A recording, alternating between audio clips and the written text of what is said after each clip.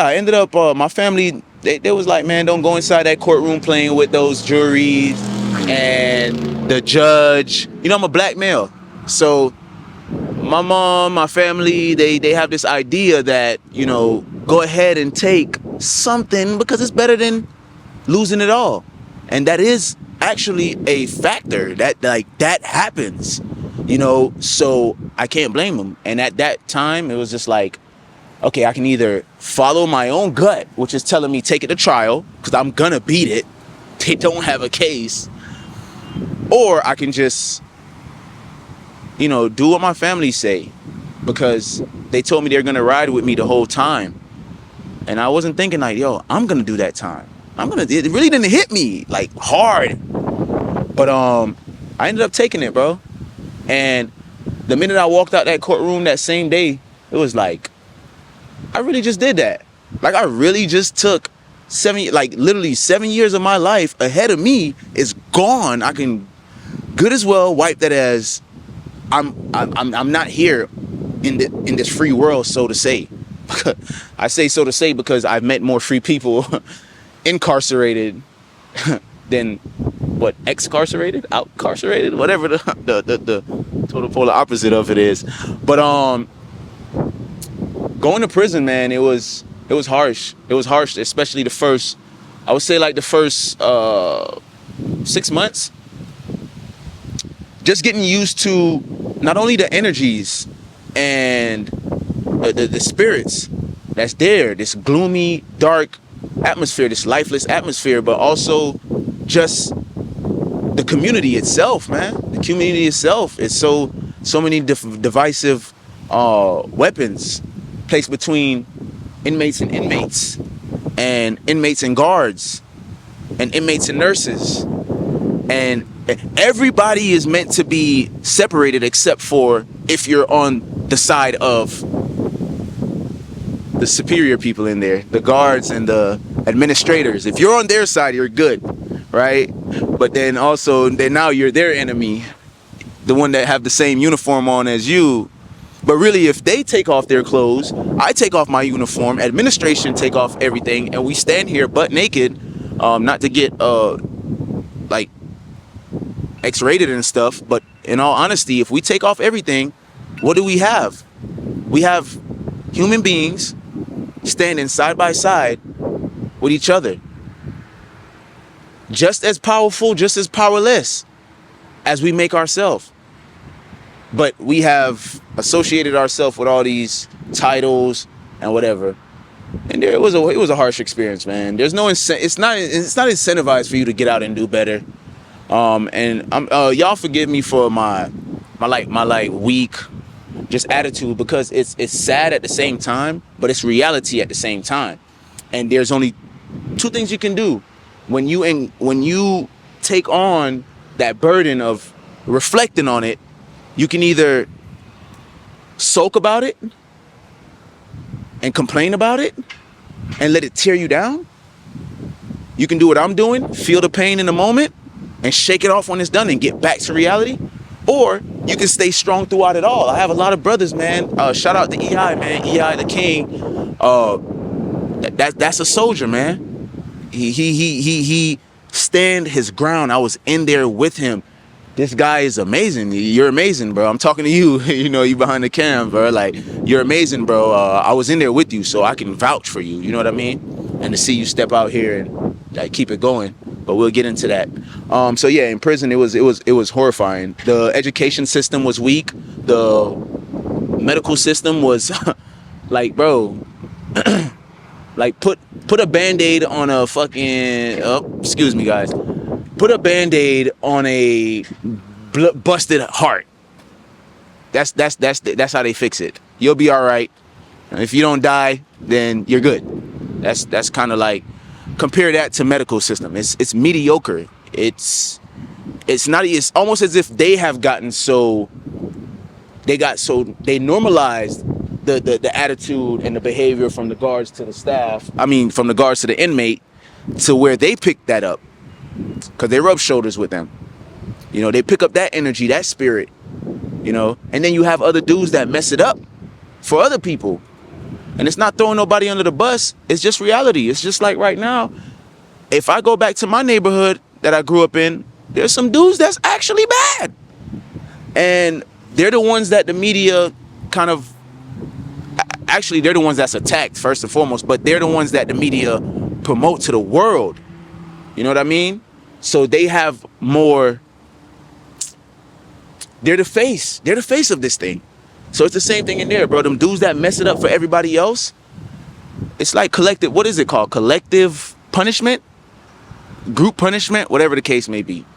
But the media, the nursing system, medical system, dentist system, all that, yeah, they have probably one or two camps that's probably good or whatever. But what's one or two camp versus the 50-something or 100, how much ever, camps that have mediocre education systems? There's no rehabilitation system set up anywhere.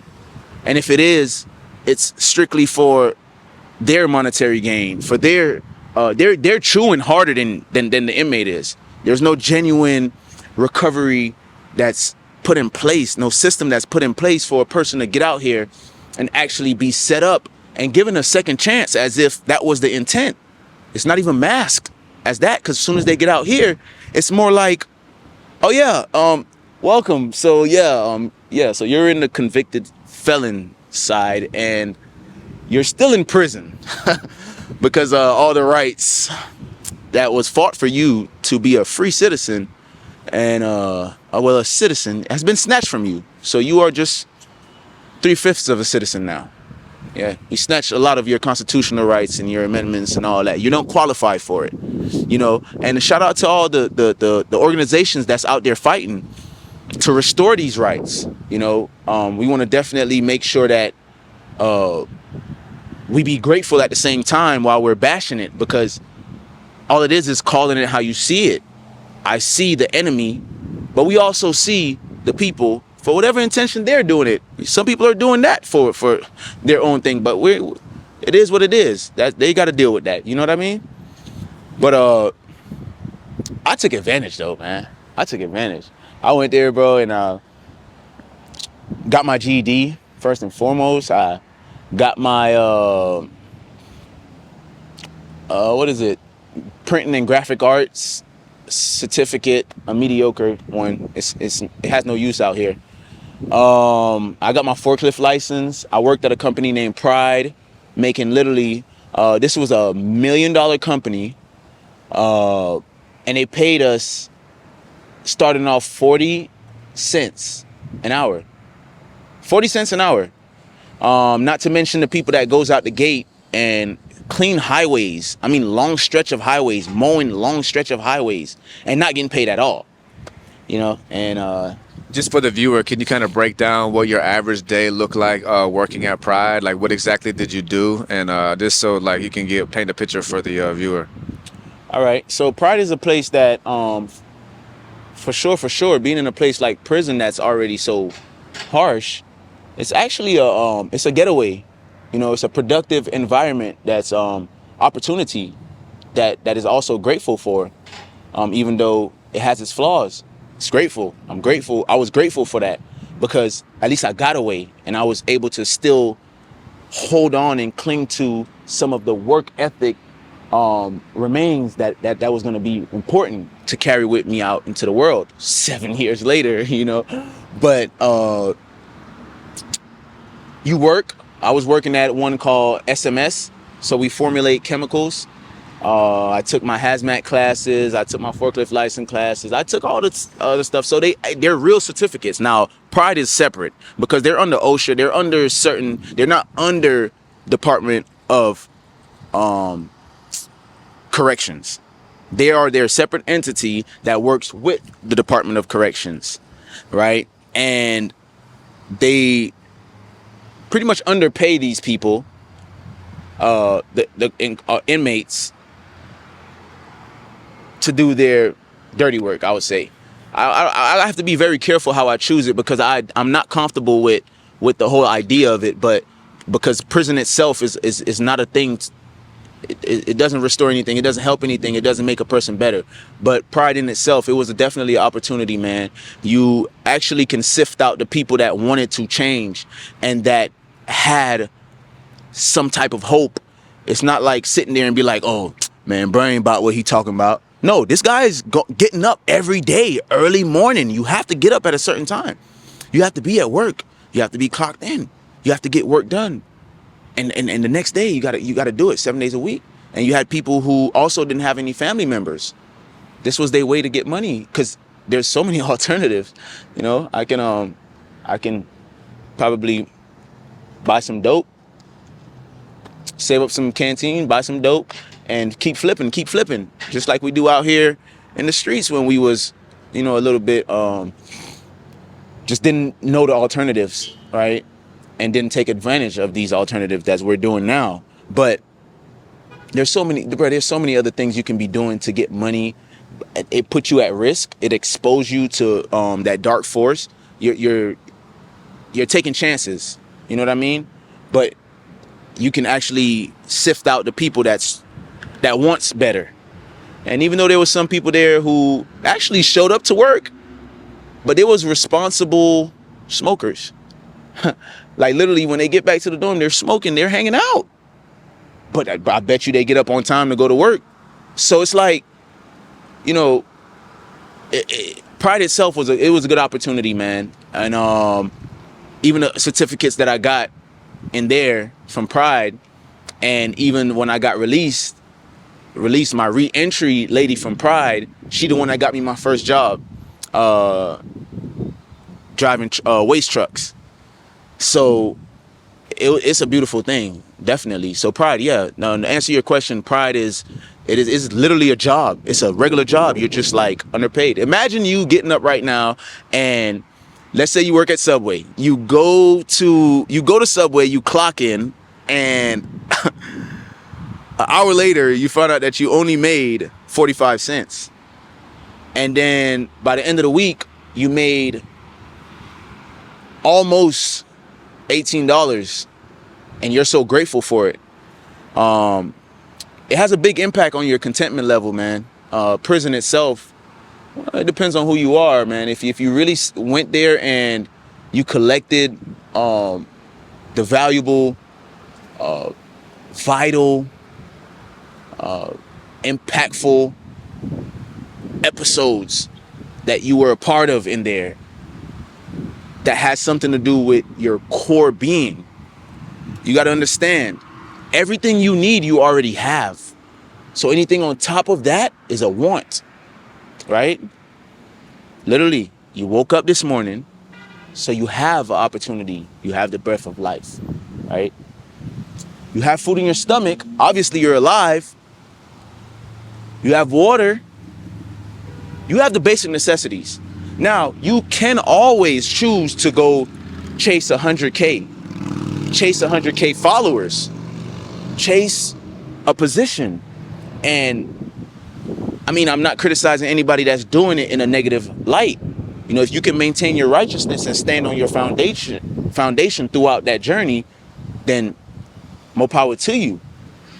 But for the most part, the collective of humanity, the state of humanity right now, they're actually being controlled.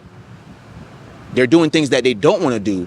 Yeah, they're going out to get 100K, and they might even get 100K. But what did they have to do to get 100K?